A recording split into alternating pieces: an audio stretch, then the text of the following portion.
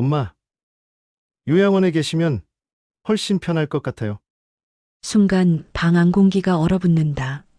며느리 미연은 눈을 피하고 현우는 스마트폰만 본다. 무슨, 무슨 소리니? 옥분의 목소리가 떨린다. 엄마께서 더 편하게 지내실 수 있을 것 같아서요. 민수의 말은 그럴듯하지만 차갑다. 그날 밤 옥부는 이불을 뒤집어 쓰고 조용히 운다. 자신이 이 집에서 완전히 손님이었음을 깨닫는 순간이었다. 오늘 사연 시작하기 전에 구독과 좋아요는 무료니까 한 번씩만 눌러주세요. 새벽 5시 장옥분의 하루가 시작됩니다. 75세의 나이에도 몸은 시계보다 정확했죠. 남편을 떠나보낸 지 3년 아들 민수 집에서 살기 시작한 것도 그만큼 되었습니다. 옥부는 숨죽이며 일어나 세탁기로 향했습니다. 며느리 미연이 깨면 안 되거든요. 어젯밤 돌린 빨래를 조용히 꺼내 베란다로 나갔습니다. 차가운 새벽 공기가 뼛속까지 파고들었지만 소리 하나 낼 수 없었죠. 빨래를 널면서 옥부는 쓴웃음을 지었습니다. 예전 자신의 집에서는 이런 눈치를 볼 필요가 없었는데요. 이제는 마치 남의 집에 얹혀 사는 기분이었습니다. 부엌에서 손주 현우의 도시락을 준비하는 동안 옥분의 마음은 복잡했습니다. 중학생이 된 현우는 예전만큼 할머니를 따르지 않았어요. 도시락을 받아도 고맙다는 인사 한마디 없이 학교로 떠나곤 했죠. 계란말이를 부치면서 옥부는 속으로 중얼거렸습니다. 현우야, 할머니가 얼마나 정성스럽게 만드는지 아니? 하지만 그 마음이 현우에게 전해질 리는 없었습니다. 아침 7시 집안이 부산해지기 시작했습니다. 현우가 제일 먼저 일어나 세수도 대충 하고 교복을 입었어요. 할머니, 도시락은요? 여기 있다. 현우는 도시락을 받아 가방에 넣고는 인사도 없이 현관으로 향했습니다. 옥부는 아쉬운 마음으로 손주의 뒷모습만 바라볼 수밖에 없었죠. 이어서 미연이 화장을 마치고 부엌으로 나왔습니다. 옥분이 정성스럽게 차려놓은 아침상을 한번 훑어본 뒤 차가운 목소리로 말했어요. 어머니, 오늘 저녁엔 김치찌개 말고 된장찌개로 부탁드려요. 그리고 거실 청소는 오후에 한 번만 해주시면 돼요. 그 말투는 정중했지만 어딘지 모르게 차가웠습니다. 마치 가사도우미에게 업무를 지시하는 것 같았죠. 옥부는 늘 그렇듯 고개를 끄덕였습니다. 그래, 알겠다. 하지만 가슴속에서는 서운함이 올라왔어요. 내가 이 집의 식모란 말인가? 그런 생각이 스치고 지나갔습니다. 마지막으로 민수가 정장을 입고 나왔습니다. 요즘 회사 일이 힘들다며 늘 피곤한 표정이었어요. 아침을 조금 먹고는 서둘러 나가면서 짧게 인사했죠. 엄마, 다녀올게요. 그래, 조심해서. 가족들이 모두 떠나고 나자 집안은 갑자기 조용해졌습니다. 옥부는 혼자 남겨진 식탁에서 차가워진 밥을 먹었어요. 혼자 먹는 밥맛은 없었습니다. 설거지를 마친 후 옥부는 청소를 시작했습니다. 거실 소파를 정리하고 바닥에 청소기를 돌렸어요. 무릎이 아팠지만 참았습니다. 미연이 깨끗한 걸 좋아하니까요. 옥분의 방은 집에서 가장 작았습니다. 겨우 이불 깔 공간과 작은 옷장, 그리고 낡은 텔레비전이 전부였죠. 거실에는 큰 텔레비전이 있었지만 그건 미연과 현우만 사용했습니다. 옥부는 자신의 작은 방에서 소리를 최대한 줄여가며 드라마를 봐야 했어요. 점심을 혼자 먹으면서 옥부는 창밖을 바라봤습니다. 이웃집 부부가 함께 화분에 물을 주는 모습이 보였어요. 부러웠습니다. 남편이 살아있을 때는 저런 소소한 행복이 있었는데요. 오후에 또 한 번 거실 청소를 했습니다. 미연의 지시대로요. 걸레질을 하면서 옥부는 깊은 한숨을 내쉬었어요. 예전에는 자신만의 집이 있었고 아무리 며느리라도 함부로 지시하지는 않았거든요. 저녁 준비 시간이 되자 옥부는 다시 부엌으로 향했습니다. 미연이 요청한 된장찌개를 끓이고 현우가 좋아하는 불고기를 볶았어요. 정성을 다해 요리했지만 마음 한구석에서는 서운함이 자라고 있었습니다. 가족들이 돌아와 저녁을 먹는 동안 옥부는 뒤에서 조용히 지켜봤습니다. 민수는 피곤하다며 말이 없었고 미연은 스마트폰만 봤어요. 현우는 게임 얘기만 했죠. 할머니, 내일 도시락에 햄버거 스테이크 넣어주세요. 그래, 알겠다. 옥부는 또다시 고개를 끄덕였습니다. 하지만 속으로는 다른 생각이 들었어요. 밤이 되자 옥부는 작은 방으로 들어갔습니다. 거실에서는 미연과 현우가 큰 소리로 텔레비전을 보고 있었어요. 옥부는 작은 텔레비전 소리를 최대한 줄이고 이불을 덮었습니다. 천장을 바라보며 옥부는 생각했어요. 남편이 살아있을 때는 이런 외로움을 느껴본 적이 없었거든요. 그때는 자신만의 집이 있었고 며느리도 그나마 눈치를 보며 살았습니다. 내가 이렇게 살아야 하나? 내가 키운 아들인데. 그 생각이 마음속 깊이 박혔습니다. 아들에게 고마워해야 할 상황인 건 알았지만 이렇게 눈치 보며 사는 것이 정말 맞는 건지 의문이 들었어요. 새벽마다 빨래를 널고 도시락을 싸고 청소를 하고 요리를 하는 반복되는 하루. 그 속에서 옥부는 점점 자신을 잃어가고 있었습니다. 마치 이 집의 투명 인간이 된 것 같았죠. 옥부는 이불을 뒤집어 쓰고 작은 소리로 한숨을 내쉬었습니다. 아무도 모르게 조용히. 이것이 자신이 꿈꿔왔던 노후의 모습은 아니었거든요. 하지만 어쩔 수 없었습니다. 갈 곳이 없으니까요. 그날 밤 옥부는 눈물을 참으며 잠들었습니다. 내일도 똑같은 하루가 반복될 거라는 걸 알면서도요. 그렇게 답답한 일상이 몇 달째 이어지던 어느 저녁이었습니다. 평소와 다름없이 가족들이 저녁을 먹고 있는데 민수가 갑자기 수저를 내려놓으며 조심스럽게 말을 꺼냈어요. 엄마. 민수의 목소리에는 평소와 다른 무게감이 있었습니다. 옥부는 김치를 집던 손을 멈추고 아들을 바라봤죠. 왜 그러니? 엄마, 요즘 많이 힘드시죠? 갑작스러운 질문에 옥부는 당황했습니다. 민수가 자신의 마음을 알아주는 건가 싶어서 가슴이 뭉클했어요. 아니다, 괜찮다. 하지만 민수의 다음 말은 옥분의 예상과 전혀 달랐습니다. 우리 집도 좀 복잡하고 엄마도 편하게 지내실 수 있는 곳이 있으면 좋을 것 같아서요. 순간 방 안 공기가 얼어붙는 것 같았습니다. 미연은 옆에서 고개를 숙이고 밥만 먹고 있었고 현우는 스마트폰만 바라보고 있었어요. 옥부는 무슨 말인지 알 것 같았지만 차마 믿고 싶지 않았습니다. 무슨 소리니? 엄마, 요양원 말이에요. 요즘 시설도 정말 좋고 또래분들도 많이 계시고 요양원. 그 단어가 옥분의 가슴을 세게 쳤습니다. 아들이 자신을 요양원에 보내려고 한다는 말이었죠. 손에 들고 있던 젓가락이 덜덜 떨렸어요. 민수야, 엄마가 그렇게 지민이? 그런 게 아니라 엄마께서 더 편하게 지내실 수 있을 것 같아서요. 민수의 말은 그럴듯했지만 옥부는 진짜 이유를 알 수 있었습니다. 며느리 미연의 눈치, 그리고 자신들만의 생활을 원하는 마음.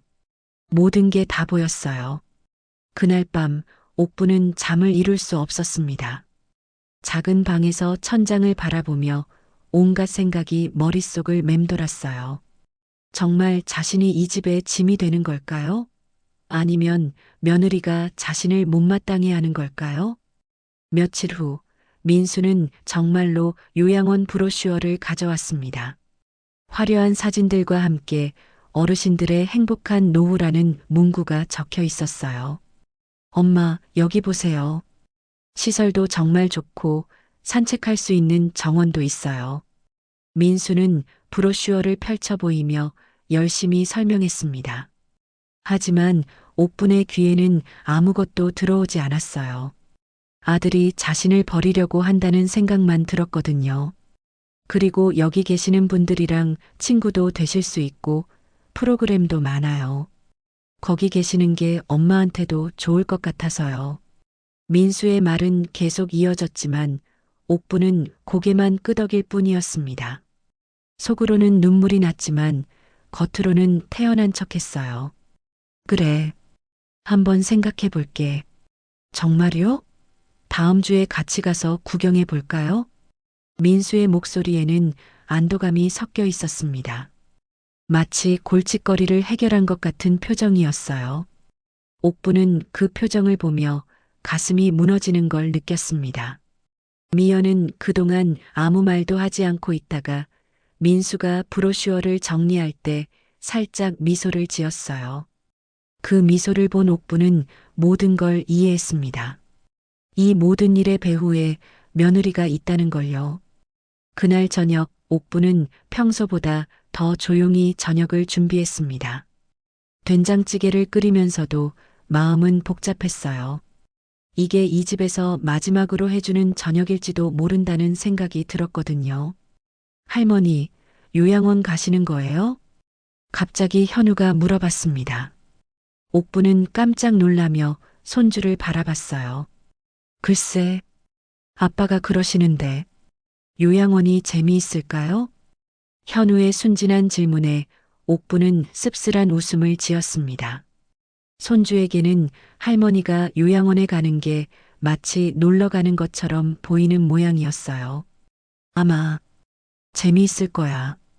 그렇게 대답하면서도 옥분의 마음은 무너져 내렸습니다. 현우조차 자신이 떠나는 것을 대수롭지 않게 생각하는 것 같았거든요. 며칠 뒤 정말로 요양원 견학을 가는 날이 왔습니다. 민수는 토요일 오전에 차를 가져와서 옥분과 함께 요양원으로 향했어요.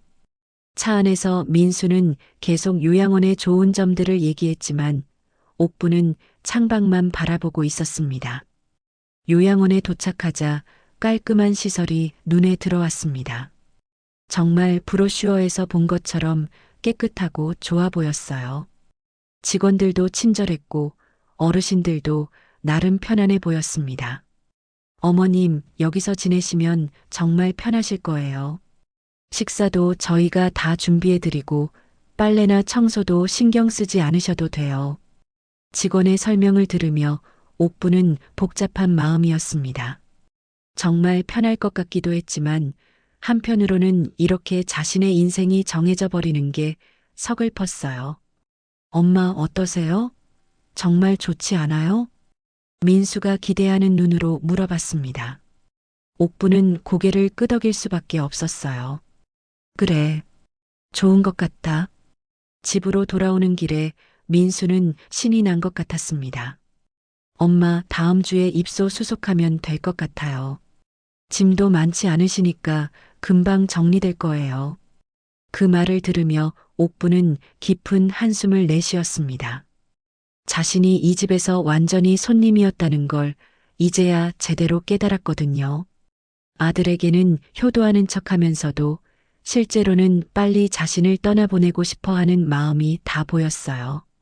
집에 도착하자 미연이 반갑게 맞아주었습니다. 어머니, 어떠셨어요? 시설이 정말 좋다면서요? 응, 좋더라. 다행이네요. 어머니께서 편하게 지내실 수 있을 것 같아서 저희도 마음이 놓여요. 미연의 말에는 진심 어린 걱정보다는 안도감이 더 많이 섞여 있었습니다. 옥부는 그걸 다 알 수 있었습니다. 그날 밤 옥부는 작은 방에서 이불을 뒤집어 쓰고 조용히 울었습니다. 자신이 75년을 살아오면서 이렇게 외롭고 서러운 적이 있었나 싶었어요. 아들을 키우느라 그렇게 고생했는데 결국 이런 결말을 맞게 되다니. 내가 이 집에서 정말 짐이었구나. 그 생각이 가슴을 깊이 파고들었습니다. 아들에게 고마워해야 할 상황인 줄 알았는데 실제로는 자신이 빨리 사라져 주기를 바라고 있었던 거였어요. 옥부는 베개에 얼굴을 묻고 소리 없이 흐느꼈습니다. 남편이 살아있을 때는 상상도 못했던 일이었거든요. 이제 정말로 혼자가 되는 거였습니다. 3챕터. 일주일 후 정말로 요양원에 입소하는 날이 왔습니다. 옥부는 작은 가방 2개에 75년 인생의 모든 것을 담았어요. 그게 전부였습니다. 민수가 차를 가져왔지만 미연은 집안에서 바쁘다며 나오지도 않았어요. 현우는 학교에 가버렸고 결국 민수와 단둘이 요양원으로 향했습니다. 엄마, 거기서 편하게 지내세요. 주말마다 뵈러 올게요. 민수의 말은 다정했지만 옥부는 믿지 않았어요. 시간이 지나면 점점 뜸해질 게 뻔했거든요. 요양원에 도착하자 민수는 재빨리 서류를 정리하고 짐을 옮겨주었습니다. 그리고는 시계를 보더니 말했어요. 엄마, 저 회사 일이 있어서 먼저 가봐야겠어요. 그래, 가봐라. 민수는 마치 골칫거리를 처리하고 도망가듯 서둘러 떠났습니다. 옥부는 홀로 낯선 방에 남겨졌어요. 작지만 깨끗한 방이었지만 쓸쓸함이 밀려왔습니다. 가방을 열어 남편의 사진을 꺼내며 옥부는 중얼거렸어요. 여보, 우리가 이런 날이 올 줄 알았나? 그때였습니다. 복도에서 누군가가 크게 웃는 소리가 들려왔어요. 옥분이 문을 열고 나가보니 그 웃음소리의 주인을 보는 순간 깜짝 놀랐습니다. 세상에, 순애야? 어머, 옥분이 너 맞지? 60년 넘게 못 봤던 어릴 적 동창 김순애가 바로 여기에 있었던 거예요. 두 사람은 서로를 알아보고는 얼싸안았습니다. 순애야, 내가 여기 있다니. 옥분아, 나도 깜짝 놀랐어. 우리가 여기서 다시 만나다니. 순애는 남편을 일찍 떠나보내고 혼자 살다가 자식이 없어서 요양원에 들어왔다고 했어요. 부유하게 살았지만 결국 혼자가 된 거였죠. 그래도 너는 자식이라도 있잖아. 뭘 자식 있어도 결국 여기 오는 건 마찬가지잖아. 순애의 말에 옥부는 쓴웃음을 지었어요. 정말 그랬거든요. 순애는 요양원 생활에 익숙해져 있었어요. 다른 어르신들과도 친하게 지내고 있었죠. 옥부나, 여기 생활이 나쁘지 않아. 눈치 볼 일도 없고 청소도 안 해도 되고. 순애와의 재회는 옥분에게 큰 위안이 되었습니다. 낯선 곳에서 혼자라는 외로움이 확 줄어들었어요. 그날부터 두 사람은 함께 시간을 보냈습니다. 아침에는 정원을 산책하고 오후에는 60년 동안의 이야기를 나눴어요. 마치 어린 시절로 돌아간 것 같았습니다. 순애야, 너는 후회되는 일 없니? 자식을 못 낳은 게 아쉽긴 하지. 그래도 남편하고 둘이서 행복했으니까. 나는 자식을 키웠는데도 결국 이렇게 됐네. 옥분아, 그런 생각하지 마. 이제 우리끼리 의지하며 살자. 순애 덕분에 옥분의 얼굴에는 오랜만에 웃음이 번졌습니다. 아들 집에서 눈치 보며 살 때보다 훨씬 마음이 편했거든요. 하지만 민수는 약속과 달리 잘 오지 않았어요. 첫 주에 한 번 왔다가 그 다음부터는 핑계만 댔습니다. 엄마, 죄송해요. 회사 일이 힘들어서. 다음 주에 꼭 갈게요. 전화 속 민수의 목소리에는 미안함보다 귀찮음이 더 많이 섞여 있었어요. 미연은 아예 안부 전화조차 하지 않았습니다. 옥분아, 너무 서운해하지 마. 자식들도 자기 생활이 있는 거야. 알아, 그런데도 서운하네. 그래도 우리 둘이 있잖아. 순애의 위로 덕분에 옥부는 조금씩 마음을 다잡았어요. 아들에게 의지하지 말고 이제는 자신만의 삶을 살아보자고 생각했습니다. 몇 주가 지나면서 옥부는 요양원 생활에 완전히 적응했어요. 순애와 함께하는 시간이 즐거웠고 무엇보다 아무도 자신에게 눈치를 주지 않는다는 게 좋았습니다.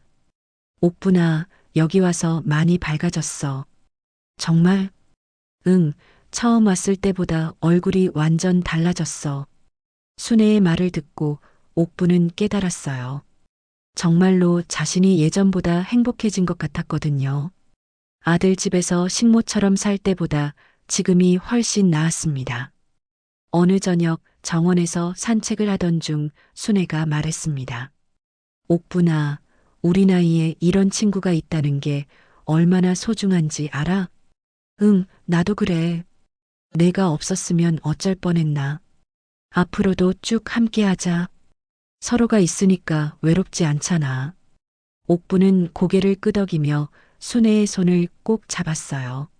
아들에게 버림받은 서러움은 있었지만 이렇게 소중한 친구를 다시 만난 것만으로도 감사했습니다. 그날 밤 옥부는 오랜만에 편안한 마음으로 잠들 수 있었어요. 60년 만에 만난 친구가 곁에 있다는 것만으로도 세상이 다르게 보였거든요. 아들 집에서 매일 아침 눈치 보며 일어나던 때와는 완전히 달랐습니다. 이제 정말 내 인생을 살아보자. 옥부는 그렇게 다짐하며 잠에 들었습니다. 순애라는 든든한 친구가 있으니 앞으로 어떤 일이 있어도 견딜 수 있을 것 같았어요. 순애와 함께한 평화로운 날들이 2달 정도 지났을 때였습니다. 옥부는 정말 오랜만에 행복한 시간을 보내고 있었어요. 매일 아침 순애와 함께 정원을 산책하고 오후에는 옛 추억을 나누며 웃음을 터뜨렸습니다. 민수는 처음 약속과 달리 거의 오지 않았어요. 한 달에 한 번 정도 짧게 들렀다가 바쁘다며 금세 떠나곤 했죠. 미연은 아예 얼굴도 보이지 않았고 현우는 할머니가 요양원에 있다는 것조차 잊은 것 같았습니다. 엄마, 요즘 어떠세요? 불편한 건 없고요? 민수가 가끔 전화를 걸어와도 형식적인 안부 인사뿐이었어요. 통화도 길어야 5분을 넘지 않았습니다. 괜찮다. 순애도 있고 해서 외롭지 않아. 아, 그래요? 다행이네요. 그럼 저 바빠서 끊을게요. 전화를 끊고 나면 옥부는 씁쓸함을 느꼈지만 순애가 곁에 있어서 그나마 견딜 수 있었어요. 옥부나 자식들 일로 너무 상심하지 마. 우리끼리라도 즐겁게 살자. 고마워, 순애야. 내가 없었으면 정말 어쩔 뻔했나. 2사람은 그렇게 서로를 의지하며 하루하루를 보냈습니다. 다른 요양원 어르신들도 2사람의 우정을 부러워할 정도였어요. 그런데 어느 화요일 아침이었습니다. 평소처럼 옥분이 순애 방으로 가서 문을 두드렸는데 아무 대답이 없었어요. 순애야, 나야. 일어났니? 여전히 조용했습니다. 옥부는 이상하다는 생각이 들어서 문을 살짝 열어봤어요. 그런데 순애가 침대에서 꼼짝도 하지 않고 있는 거였습니다. 순애야?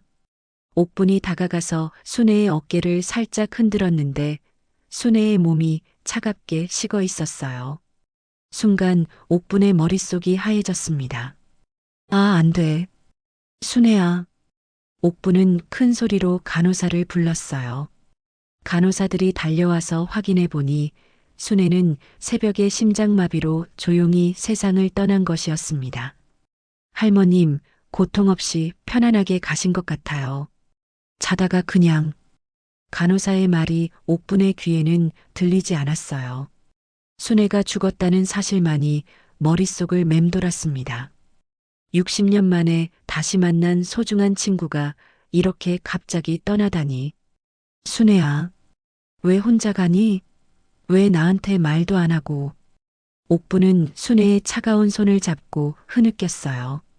어제까지만 해도 함께 웃으며 이야기를 나눴는데 이제 다시는 그 목소리를 들을 수 없다는 게 믿어지지 않았습니다. 장례식은 3일 후에 치러졌습니다. 순애에게는 자식이 없어서 조카들이 와서 간단하게 장례를 치렀습니다. 옥부는 내내 순애 곁을 지켰습니다. 마지막까지 친구 곁에 있어주고 싶었거든요. 할머니, 고인과 어떤 사이세요? 조카가 물어봤을 때 옥부는 대답했어요. 60년 전 동창이에요. 여기서 다시 만났어요. 아, 그러셨구나. 고모가 할머님 얘기를 많이 하셨어요. 정말 좋은 친구를 만났다고. 그 말을 듣고 옥부는 더욱 슬퍼졌어요. 순애도 자신과의 만남을 그렇게 소중하게 생각하고 있었구나. 장례식장에서 옥부는 오열했습니다. 순애야, 내 마지막 친구였는데, 이제 나 혼자 어떻게 살라고. 민수에게 연락했지만 바쁘다며 오지도 않았습니다. 수지는 아예 전화도 받지 않았습니다. 옥부는 정말 혼자였어요. 요양원으로 돌아온 후 옥분의 일상은 완전히 달라졌습니다. 매일 아침 순애와 함께 산책하던 정원을 혼자 걸어야 했습니다. 오후에 함께 앉아 이야기를 나누던 벤치에도 혼자 앉아 있어야 했습니다. 할머니, 식사하러 오세요. 직원이 불러도 옥부는 입맛이 없었습니다. 순애와 함께 먹던 식당에서 혼자 밥을 먹는 게 너무 외로웠습니다. 다른 어르신들이 말을 걸어도 옥부는 대답하기 싫었습니다. 순애만큼 마음이 통하는 사람은 없을 것 같았기 때문입니다. 모든 게 의미가 없어 보였습니다. 일주일 후 요양원에 한 변호사가 찾아왔습니다. 장옥분 할머님이시죠? 네, 그런데요. 김순애님의 유언 집행을 위해 왔습니다. 옥부는 깜짝 놀랐어요. 순애가 유언을 남겼다고요? 순애가 무슨 유언을요? 김순애님께서 돌아가시기 전에 공증 유언장을 작성하셨습니다. 전 재산을 장옥분님께 상속한다는 내용입니다. 변호사의 말에 옥부는 믿을 수 없다는 표정을 지었어요. 그게 무슨 말씀이에요? 김순애님의 전 재산은 현금 10억 원과 아파트 2채입니다. 모든 것이 할머님 명의로 이전될 예정입니다. 옥부는 그 자리에서 주저앉을 뻔했어요. 10억 원과 아파트 2채라니. 순애가 그렇게 부유했다는 걸 몰랐거든요. 왜 나한테요? 유언장에 이렇게 적혀 있습니다. 내 평생 가장 소중한 친구 옥분에게 내가 남은 인생을 자유롭게 살 수 있기를 바란다고요. 그 순간 옥부는 눈물이 쏟아졌어요. 순애가 마지막까지 자신을 생각해줬다는 것이 고마우면서도 슬펐습니다. 순애야, 넌 마지막까지 나를 버리지 않았구나. 변호사는 상속 절차에 대해 설명했지만 옥부는 제대로 듣지 못했어요. 순애의 마지막 선물이 너무 컸거든요. 그날 밤 옥부는 순애의 사진을 보며 중얼거렸어요. 순애야, 고마워. 정말 고마워. 내 덕분에 내가 새로운 삶을 살 수 있게 됐어. 아이러니하게도 피 한 방울 안 섞인 친구가 자신의 인생을 완전히 바꿔놓았습니다. 아들은 자신을 요양원에 버리고 연락도 뜸했지만 친구는 마지막까지 자신을 지켜준 거였어요. 옥부는 결심했습니다. 순애가 준 이 기회를 헛되이 하지 않겠다고. 남은 인생은 정말 자신을 위해 살겠다고요. 순애야, 내가 정말 자유롭게 살아볼게. 내가 원하는 대로. 상속 재산으로 옥분의 인생은 완전히 달라질 예정이었습니다. 더 이상 아들의 눈치를 볼 필요도 요양원에서 의지할 필요도 없었어요. 이제 진짜 자신만의 삶을 시작할 수 있게 된 거였습니다. 상속 절차가 완료되기까지는 한 달 정도 걸렸습니다. 그동안 옥부는 요양원에 머물면서 자신의 새로운 인생을 계획했어요. 10억 원과 아파트 2채라는 재산은 옥분에게는 상상할 수 없는 금액이었습니다. 변호사가 다시 찾아와서 모든 절차가 끝났다고 알려줬을 때 옥부는 실감이 나지 않았어요. 할머님, 이제 모든 게 할머님 명의로 넘어왔습니다. 통장과 부동산 등기부등본입니다. 통장을 받아든 옥부는 그 숫자를 몇 번이나 다시 확인했어요. 정말로 10억 원이 자신 앞으로 되어 있었습니다. 순애야, 내가 정말 이런 큰 선물을 남겨줬구나. 옥부는 순애의 사진에 대고 속삭였습니다. 그리고 결심했어요. 이제 정말로 자신만의 삶을 시작하겠다고 제일 먼저 한 일은 요양원을 나가는 것이었습니다. 더 이상 이곳에 머물 이유가 없었거든요. 옥부는 원장에게 말했어요. 원장님, 제가 요양원을 나가려고 합니다. 어머, 무슨 일이세요? 불편한 점이 있으셨나요? 아니에요. 개인적인 사정으로 나가서 혼자 살려고 해요. 원장은 깜짝 놀랐어요. 75세 할머니가 갑자기 요양원을 나가서 혼자 살겠다니. 하지만 옥분의 의지는 확고했습니다. 짐을 싸면서 옥분은 다른 어르신들에게 작별 인사를 했어요. 할머니, 어디 가세요? 새로운 곳에서 새로운 시작을 하려고 해요. 부럽네요. 저희도 나가서 살고 싶지만 다른 어르신들은 부러워하면서도 걱정스러워 했어요. 하지만 옥부는 자신 있었습니다. 순애가 준 기회를 절대 놓치지 않을 거였거든요. 옥분이 제일 먼저 찾아간 곳은 부동산이었습니다. 순애에게 물려받은 아파트 중 하나는 서울 강남에 있는 고급 아파트였고 다른 하나는 경기도에 있는 아파트였어요. 할머님, 이 아파트는 정말 좋은 곳에 있네요. 시세가 상당할 거예요. 부동산 중개사의 말을 들으며 옥부는 놀랐어요. 순애가 얼마나 부유하게 살았는지 새삼 깨달았거든요. 옥부는 경기도 아파트는 팔기로 했습니다. 너무 큰 집이 두 채나 필요하지는 않았거든요. 대신 조용한 전원주택을 사기로 마음먹었어요. 할머님, 전원주택이요? 혼자 살기에는 관리가 힘들지 않을까요? 괜찮습니다. 제가 하고 싶었던 일이에요. 옥분의 목소리에는 확신이 가득했어요. 이제 남의 눈치를 볼 필요가 없었거든요. 며칠 후, 옥분은 완벽한 전원주택을 찾았습니다. 서울에서 1시간 정도 떨어진 곳에 있는 아담한 주택이었어요. 마당에는 작은 텃밭도 있고 꽃도 심을 수 있는 공간이 있었습니다. 이 집으로 하겠습니다. 정말요? 계약금은 현금으로 하겠습니다. 부동산 중개사는 깜짝 놀랐어요. 75세 할머니가 현금으로 집을 사겠다니. 하지만 옥분에게는 충분한 돈이 있었습니다. 집을 사고 나서 옥분은 차도 한 대 샀어요. 작고 운전하기 쉬운 차였습니다. 예전에 남편과 함께 운전을 배웠던 기억이 있어서 금방 다시 익숙해졌어요. 할머님, 정말 혼자 운전하실 거예요? 그럼요. 이제 어디든 자유롭게 다닐 수 있어요. 새 집으로 이사한 첫날, 옥부는 마당에 의자를 놓고 앉아 있었어요. 아무도 자신에게 이래라 저래라 하지 않는 조용한 공간. 정말 오랜만에 느끼는 자유였습니다. 순애야, 내 덕분에 내가 이런 곳에서 살게 됐어. 정말 고마워. 옥부는 하늘을 바라보며 순애에게 감사 인사를 전했어요. 새로운 집에서의 생활은 완전히 달랐습니다.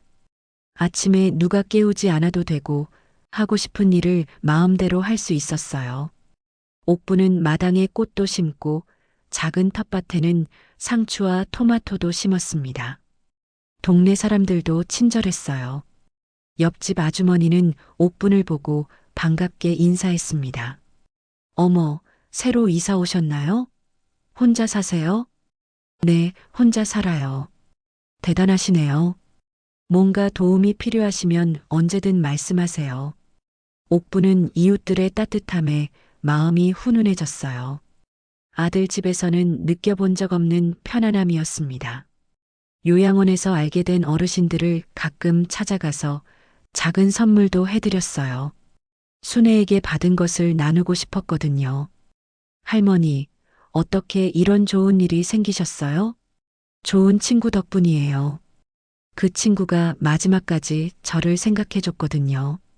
옥부는 순애 이야기를 할 때마다 눈물이 났지만 동시에 감사한 마음도 들었어요. 정말 소중한 친구였다는 걸 새삼 깨달았거든요. 한 달쯤 지났을 때 옥부는 자신이 정말 달라졌다는 걸 느꼈어요. 표정도 밝아졌고 걸음걸이도 가벼워졌습니다. 무엇보다 자신감이 생겼어요. 내가 이렇게 혼자서도 잘 살 수 있구나. 75세의 나이에 새로운 인생을 시작한다는 게 쉽지 않았지만 옥부는 해내고 있었어요. 순애가 준 기회를 정말 잘 활용하고 있었습니다. 어느 날 저녁 마당에서 꽃에 물을 주고 있는데 핸드폰이 울렸어요. 민수에게서 온 전화였습니다. 엄마, 어디 계세요? 요양원에서 연락이 왔는데 나가셨다고 하던데요? 응, 나 이제 혼자 살아. 혼자요? 어디서요? 민수의 목소리에는 당황함이 섞여 있었어요. 갑자기 엄마가 요양원에서 나가서 혼자 산다니. 전원주택 샀어. 정말 좋은 곳이야. 엄마, 무슨 돈으로 집을 사셨어요? 친구가 유산을 남겨줬어. 유산이요? 얼마나요? 민수의 관심은 온통 돈에 가 있었어요. 옥부는 그런 아들이 실망스러웠지만 이제는 상관없었습니다. 그건 중요하지 않아. 나 이제 잘 살고 있으니까 걱정 마. 엄마, 그래도 혼자 사시면 위험하잖아요. 차라리. 민수야, 엄마는 이제 괜찮아. 너희들 눈치 안 보고 자유롭게 살고 있어. 전화를 끊고 나서 옥부는 쓴웃음을 지었어요. 아들은 자신이 잘 살고 있다는 것보다 유산이 얼마인지가 더 궁금한 모양이었거든요. 이제 정말 내 인생이야. 옥부는 그렇게 다짐하며 마당의 꽃들을 바라봤습니다. 순애가 준 새로운 시작, 그리고 진정한 자유. 이제 아무도 자신의 인생을 방해할 수 없었어요. 새로운 전원주택에서의 생활이 3개월째 접어들면서 옥부는 완전히 다른 사람이 되어 있었습니다. 매일 아침 마당에서 꽃에 물을 주고 텃밭에서 기른 채소로 요리를 해먹는 소소한 행복이 있었어요. 이웃들과도 점점 친해졌습니다. 옆집 박 아주머니는 가끔 반찬을 나눠주기도 하고 맞은편 김할아버지는 정원 가꾸는 법을 알려주기도 했어요. 옥분 씨, 혼자 사시는데도 정말 밝으시네요. 그러게요. 뭔가 특별한 비결이 있으신가요? 별거 아니에요. 그냥 내 마음대로 살 수 있어서 행복해요. 옥분의 대답에 이웃들은 고개를 끄덕였어요. 정말 자유롭게 사는 모습이 부러워 보였거든요. 어느 날 옥부는 예전에 요양원에서 지내던 어르신들이 생각났어요. 그분들도 자신처럼 자유롭게 살 수 있으면 좋을 텐데요. 옥부는 요양원을 방문해서 작은 선물들을 나눠드렸습니다. 할머니, 정말 좋아 보이세요. 완전히 다른 사람 같아요. 응, 나도 이렇게 변할 줄 몰랐어. 요양원 어르신들은 옥분의 변화에 놀라워했어요. 표정도 밝아졌고 옷차림도 깔끔해졌으며 무엇보다 자신감이 넘쳤거든요. 우리도 나가서 그렇게 살고 싶어요. 언젠가는 기회가 올 거예요. 포기하지 마세요.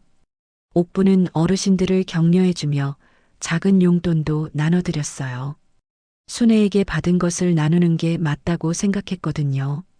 그런데 그날 저녁 갑작스럽게 민수에게서 전화가 왔습니다. 엄마, 지금 어디 계세요? 집에 있지. 왜? 지금 당장 뵈러 가도 될까요? 급한 일이 있어서요. 민수의 목소리에는 평소와 다른 절박함이 섞여 있었어요. 옥부는 주소를 알려주고 기다렸습니다. 1시간 후 민수의 차가 옥분의 집 앞에 도착했어요. 그런데 민수의 표정이 심상치 않았습니다. 미연도 함께 왔는데 둘 다 초조해 보였어요. 엄마, 정말 좋은 집이네요. 미연이 집을 둘러보며 말했지만 그 목소리에는 감탄보다는 다른 감정이 섞여 있었어요. 그래, 들어와 봐. 옥분이 집 안으로 안내하자 민수와 미연은 거실을 휙휙 둘러봤습니다. 깔끔하게 꾸며진 인테리어와 비싼 가전제품들이 눈에 들어왔어요. 엄마, 이 집 얼마 주고 사셨어요? 왜 그런 걸 물어보니? 그냥 궁금해서요. 민수는 말을 얼버무렸지만 옥부는 눈치챌 수 있었어요. 분명 돈 문제가 있구나. 차를 마시면서 민수가 조심스럽게 말을 꺼냈습니다. 엄마, 사실 저희가 좀 어려운 상황이에요. 무슨 일이니? 회사 사정이 안 좋아져서 대출도 많이 밀렸고 현우 학원비도 못 내고 있어요. 민수의 손에는 은행 독촉장들이 들려 있었어요. 미연은 고개를 숙이고 있었고요. 엄마, 제발 저희 좀 도와주세요. 정말 급해요. 민수의 목소리에는 간절함이 섞여 있었어요. 하지만 옥부는 차분했습니다. 얼마나 필요한데? 3억 정도면. 아니, 2억만 있어도 당장 급한 건 해결할 수 있어요. 2억. 옥부는 잠시 생각에 잠겼어요. 자신에게는 충분한 돈이 있었습니다. 하지만 문제는 그게 아니었어요. 민수야, 기억하니? 네. 뭐려? 내가 엄마를 요양원에 보낼 때 한 말 말이야. 순간 민수의 얼굴이 굳어졌어요. 미연도 불안한 표정을 지었습니다. 엄마가 편하게 지낼 수 있을 거라고 했잖아. 서로에게 좋을 거라고. 엄마, 그때 엄마 마음이 어땠는지 아니? 내가 얼마나 서러웠는지. 옥분의 목소리는 담담했지만 그 안에는 깊은 상처가 담겨 있었어요. 엄마, 죄송해요. 정말 죄송해요. 민수가 고개를 숙이며 사과했지만 옥부는 이미 마음을 정했어요. 민수야, 엄마도 그날 너를 마음에서 내려놨어. 엄마, 너희가 엄마를 짐이라고 생각했을 때 엄마도 포기했어. 더 이상 너희에게 의지하지 않기로 했지. 미연이 급하게 말했어요. 어머니, 저희가 잘못했어요. 다시는 그런 일 없을게요. 제발 한 번만 도와주세요. 하지만 옥분의 마음은 이미 단단히 닫혀 있었어요. 미연아, 늦었어. 엄마가 요양원에서 혼자 올 때는 왜 안 왔니? 어머니, 그때는 엄마가 필요 없었는데 지금은 엄마 돈이 필요한 거지. 옥분의 말에 민수와 미연은 할 말을 잃었어요. 정확히 그 말이 맞았거든요. 엄마, 정말 급해요. 집도 경매에 넘어갈 것 같아요. 민수가 울먹이며 말했지만 옥부는 흔들리지 않았어요. 그럼 요양원에 가서 살아. 시설도 좋고 편할 거야. 엄마, 엄마한테 그렇게 말했잖아. 이제 너희 차례야. 옥부는 일어서서 현관문을 열었어요. 이제 가봐. 엄마는 바쁘거든. 엄마, 정말 이러실 거예요? 민수야, 엄마를 버린 건 너희야. 이제 와서 뭘 기대하니? 결국 민수와 미연은 아무것도 얻지 못하고 돌아가야 했어요. 차에서 울부짖는 소리가 들렸지만 옥부는 창문을 닫고 마음을 단단히 먹었습니다. 그날 밤 옥부는 마당에 나가서 하늘을 올려다봤어요. 순애야, 내가 제대로 한 거 맞지? 너라면 어떻게 했을까? 별들이 반짝이는 하늘을 보며 옥부는 자신의 선택에 확신을 가졌어요. 이제 정말로 누구에게도 휘둘리지 않는 자신만의 인생을 살 거였습니다. 민수는 그 후로도 몇 번 더 전화했지만 옥부는 받지 않았어요. 이미 끝난 관계였거든요. 75년을 살아오면서 이렇게 확실하게 선을 그어본 적은 없었지만 이번만큼은 물러설 수 없었습니다. 민수와 미연을 돌려보낸 후 며칠이 지났습니다. 옥부는 자신의 선택이 옳았다고 확신했지만 가끔 마음 한구석에서는 복잡한 감정이 올라오기도 했어요. 그래도 흔들리지 않았습니다. 이미 선을 그었으니까요. 그런데 일주일 후 예상치 못한 일이 벌어졌습니다. 현우가 혼자 옥분의 집을 찾아온 거예요. 버스를 몇 번 갈아타고 온 모양이었습니다. 할머니, 현관문을 열어보니 현우가 서 있었어요. 평소와 달리 수척해 보였고 눈이 빨갛게 부어 있었습니다. 현우야, 너 어떻게 여기까지? 할머니, 저희 집 정말 어려워요. 아빠가 매일 술만 마시고 엄마는 계속 울고 현우의 목소리가 떨렸어요. 중학생이지만 집안 사정을 다 알고 있는 것 같았습니다. 할머니, 제발 한 번만 도와주세요. 저 정말 무서워요. 현우는 옥분 앞에서 무릎을 꿇으며 울기 시작했어요. 그 모습을 본 옥분의 마음이 흔들렸습니다. 아무리 민수와 미연이 미워도 손주는 다른 문제였거든요. 현우야, 일어나라. 할머니가 차 한 잔 타줄게. 옥분은 현우를 거실로 데려와서 따뜻한 차를 만들어줬어요. 현우는 차를 마시면서도 계속 흐느꼈습니다. 할머니, 아빠가 회사에서 잘렸어요. 그래서 집도 뺏길 것 같고, 그래서 너희 부모가 할머니한테 온 거구나. 네. 그런데 할머니가 안 도와주신다고 해서 아빠가 더 이상해졌어요. 현우의 말을 듣고 보니 상황이 생각보다 심각한 것 같았어요. 하지만 옥부는 여전히 단호했습니다. 현우야, 할머니 마음을 알겠니? 네. 너희 부모가 할머니를 요양원에 보낼 때 할머니가 얼마나 서러웠는지 알겠니? 현우는 고개를 숙였어요. 그때 일을 기억하고 있었거든요. 할머니, 죄송해요. 그때 제가 말렸어야 했는데. 아니야, 현우야. 너는 잘못이 없어. 넌 아직 어리잖아. 옥부는 현우의 머리를 쓰다듬어 줬어요. 손주에게는 화가 나지 않았습니다. 하지만 할머니는 이미 마음을 정했어. 너희 부모와는 더 이상 가족이 아니야. 할머니. 현우야, 너는 할머니 손주니까 다르지. 내가 정말 힘들면 언제든 할머니한테 와. 정말요? 그럼 할머니가 거짓말하겠니? 하지만 너희 부모는 안 돼. 현우는 옥분의 말을 이해하는 것 같았어요. 할머니가 자신과 부모를 구분해서 생각한다는 것을요. 할머니, 그럼 저만 여기서 살 수 있어요? 너도 아직은 안 돼. 미성년자니까 부모 동의가 필요해. 아. 현우의 얼굴에 실망이 스쳤지만 옥부는 어쩔 수 없었어요. 법적으로 문제가 될 수 있었거든요. 대신 현우야, 내가 성인이 되면 언제든 할머니한테 와. 할머니가 대학도 보내주고 뭐든 해줄게. 정말요? 응, 약속해. 옥부는 현우와 약속했습니다. 손주만큼은 포기할 수 없었거든요. 현우를 집에 데려다 주면서 옥부는 민수와 마주쳤어요. 민수는 술에 취한 상태였고 미연은 눈이 퉁퉁 부어 있었습니다. 엄마, 왜 현우를 데려가셨어요? 현우가 할머니한테 온 거야. 너희가 제대로 돌보지 못해서. 엄마, 제발이요. 정말 마지막이에요.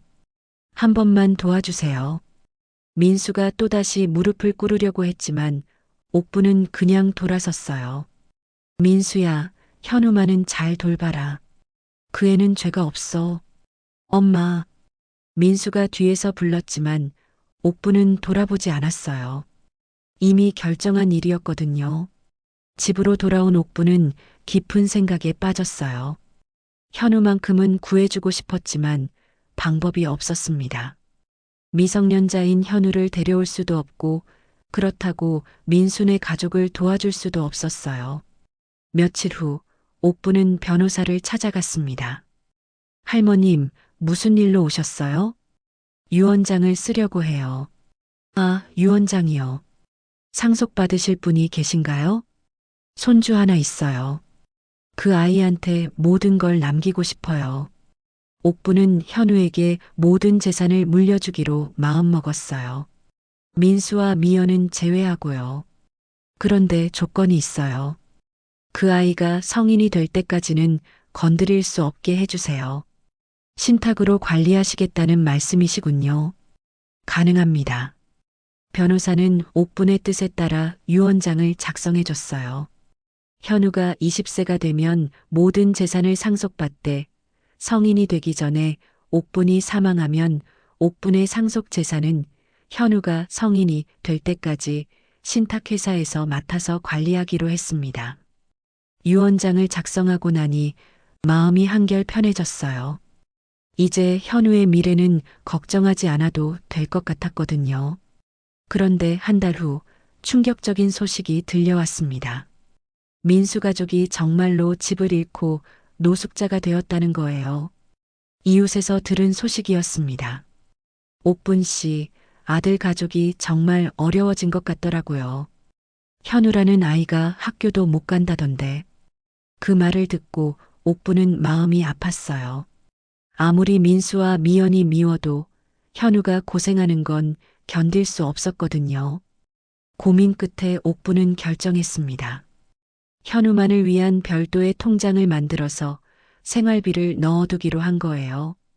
민수와 미연은 건드릴 수 없지만 현우의 학비와 생활비는 지원해주기로 했습니다. 현우야, 할머니야. 옥분이 현우에게 전화를 걸었어요. 할머니, 죄송해요. 저희가 이렇게 됐어요. 괜찮아, 현우야. 할머니가 너만 따로 도와줄게. 정말요? 응, 학교는 계속 다녀야지. 할머니가 학비 대줄게. 옥부는 현우만을 위한 지원을 시작했어요. 하지만 민수와 미연에게는 여전히 단호했습니다. 그들이 현우를 이용해서 돈을 얻으려고 할 것이 뻔했거든요. 현우야, 이 돈은 오직 너만을 위한 거야. 부모한테 절대 말하면 안 돼. 네, 할머니. 알겠어요. 현우는 할머니의 뜻을 이해했어요. 그리고 조용히 학교를 다니면서 할머니의 도움을 받았습니다. 이렇게 옥부는 자신만의 방식으로 선을 그었어요. 배신한 아들과 며느리는 용서하지 않지만 무고한 손주만큼은 끝까지 책임지겠다는 결심이었습니다. 그렇게 1년이 흘렀습니다. 옥부는 전원주택에서 완전히 새로운 삶을 살고 있었어요. 마당의 꽃들은 계절마다 다른 모습으로 피어났고 텃밭에서 기른 채소들로 건강한 식사를 해먹었습니다. 현우는 할머니의 도움으로 무사히 학교를 다니고 있었어요. 가끔 할머니 집에 와서 숙제도 하고 맛있는 음식도 해달라고 했습니다. 옥분에게는 그런 시간들이 가장 행복했어요. 할머니, 저 내년에 고등학생 돼요. 벌써? 시간 참 빨라. 할머니 덕분에 공부도 열심히 할 수 있었어요. 정말 고마워요. 현우는 예전과 달리 할머니에게 진심으로 감사해 했어요. 할머니가 얼마나 소중한 존재인지 깨달았거든요. 현우야, 할머니는 내가 행복하면 그걸로 충분해. 이웃들과의 관계도 더욱 돈독해졌습니다. 옥부는 가끔 이웃 어르신들과 함께 등산도 가고 동네 행사에도 참여했어요. 혼자 사는 것 같지만 전혀 외롭지 않았습니다. 옥분 씨, 정말 보기 좋아요. 혼자서도 이렇게 당당하게 사시니까. 맞아요. 저희도 배워야겠어요. 이웃들은 옥분의 삶을 부러워했어요. 75세의 나이에도 누구에게 의지하지 않고 당당하게 살아가는 모습이 멋있어 보였거든요. 어느 가을날 옥부는 마당에서 꽃차를 마시고 있었어요. 단풍이 아름답게 물든 정원을 바라보며 깊은 평화를 느꼈습니다. 그때 현관문에서 노크 소리가 들렸어요. 문을 열어보니 뜻밖에도 미연이 서 있었습니다. 1년 만에 보는 며느리는 완전히 다른 사람 같았어요. 살이 많이 빠져서 초췌해 보였고 옷차림도 남루했습니다. 어머니, 미연의 목소리는 떨리고 있었어요. 옥부는 차갑게 대답했습니다. 무슨 일이니? 어머니, 민수가 죽었어요. 순간 옥분의 머릿속이 하얘졌어요. 아들이 죽었다고? 무슨 소리야? 음주운전 사고였어요. 일주일 전에. 미연은 울면서 말했어요. 민수가 술에 취해 운전하다가 사고를 낸 거였습니다. 그 자리에서 즉사했다고 했어요. 옥부는 그 자리에 주저앉을 뻔했어요. 아무리 원망스럽고 미워도 민수는 자신이 낳고 기른 아들이었거든요. 왜 이제야 말하는 거야? 어머니께서 연락받기 싫어하실 것 같아서. 그리고 장례도 간소하게 치렀어요. 옥부는 눈물이 쏟아지는 걸 참을 수 없었어요. 아들의 마지막을 지켜보지도 못했다니. 현우는 어떻게 됐니? 현우는 괜찮아요. 어머니께서 도와주셔서 학교도 잘 다니고 있고요. 미연도 현우가 할머니의 도움을 받고 있다는 걸 알고 있었어요. 어머니, 정말 죄송해요. 저희가 너무 잘못했어요. 미연은 옥분 앞에서 무릎을 꿇고 사죄했어요. 진심 어린 후회가 느껴졌습니다. 이제 와서 뭘? 옥분은 복잡한 마음이었어요. 미운 며느리였지만 남편을 잃은 슬픔은 이해할 수 있었거든요. 미연아, 일어나거라. 이제 소용없어. 어머니, 민수는 이미 죽었고 나도 이미 마음을 접었어. 이제 와서 무슨 소용이니? 옥분의 말은 차가웠지만 눈물은 멈출 수 없었어요. 아들에 대한 원망과 그리움이 동시에 밀려왔습니다. 현우만 잘 키워라. 그 애는 죄가 없으니까. 네, 알겠어요. 미연은 고개를 숙이고 돌아갔어요. 옥부는 혼자 남아서 한참을 울었습니다. 아들이 죽었다는 사실이 아직도 믿어지지 않았어요. 그날 밤 옥부는 민수의 어린 시절 사진을 꺼내봤어요. 해맑게 웃고 있는 어린 민수의 모습에 마음이 아팠습니다. 민수야, 엄마가 너무 매정했나? 그래도 내가 먼저 엄마를 버렸잖아. 후회와 원망이 뒤섞인 복잡한 감정이었어요. 하지만 이미 돌이킬 수 없는 일이었습니다. 며칠 후 현우가 할머니를 찾아왔어요. 아버지를 잃은 슬픔에 많이 지쳐 보였습니다. 할머니, 아빠가 정말 죽었어요. 현우야. 옥부는 현우를 끌어안았어요. 아무리 민수가 미워도 현우에게는 소중한 아버지였거든요. 할머니, 저 이제 어떻게 해야 해요? 괜찮아, 현우야. 할머니가 있잖아. 옥부는 현우를 위로해주며 다짐했어요. 이제 현우가 자신의 전부라고. 현우야, 할머니가 너를 책임질게. 대학도 보내주고 결혼할 때까지 다 도와줄게. 할머니, 대신 조건이 있어. 할머니 말 잘 듣고 공부 열심히 해야 해. 네, 약속해요. 현우는 할머니와 약속했어요. 이제 정말로 할머니가 자신의 유일한 가족이라는 걸 알았거든요. 그 후로 현우는 더 자주 할머니 집에 왔어요. 숙제도 하고 할머니와 함께 요리도 배웠습니다. 옥부는 현우를 키우는 재미에 하루하루가 즐거웠어요. 할머니, 저 나중에 커서 할머니 잘 모실게요. 현우야, 그런 부담 갖지 마. 할머니는 내가 행복하기만 하면 돼. 아니에요. 저 정말 할머니한테 잘할 거예요. 현우의 진심 어린 말에 옥부는 감동했어요. 이런 게 진짜 가족이구나 싶었습니다. 어느 겨울 저녁 옥부는 마당에 쌓인 눈을 바라보며 생각했어요. 참 많은 일이 있었구나. 남편을 떠나보내고 아들에게 버림받고 친구를 잃고 새로운 삶을 시작하고 내 인생 이제야 진짜 내 거구나.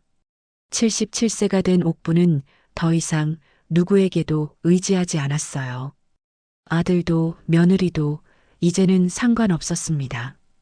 오직 현우와 자신만을 위해 살아갈 뿐이었어요. 할머니, 뭐 하세요? 현우가 뒤에서 다가와 물었어요. 그냥 생각 좀 하고 있었어. 뭘 생각하세요? 내 인생이 이제야 진짜 시작된 것 같다는 생각. 현우는 할머니의 말을 이해하는 것 같았어요. 할머니, 저도 할머니처럼 당당하게 살고 싶어요. 그래, 현우야. 누구에게도 기대지 말고 당당하게 살아라. 옥부는 현우의 손을 잡으며 미소를 지었어요. 순애의 우정, 스스로의 선택, 그리고 늦게 찾아온 진정한 자유. 이 모든 것이 자신의 인생을 빛나게 만들고 있었습니다. 마당에 핀 동백꽃처럼 옥분의 인생도 겨울 끝에서 아름답게 피어나고 있었어요. 지금까지 한 가족의 이야기를 들어주셔서 감사합니다. 오늘도 건강한 하루 되시고 다음에도 좋은 이야기로 찾아오겠습니다. 사연 따라 삼천리였습니다.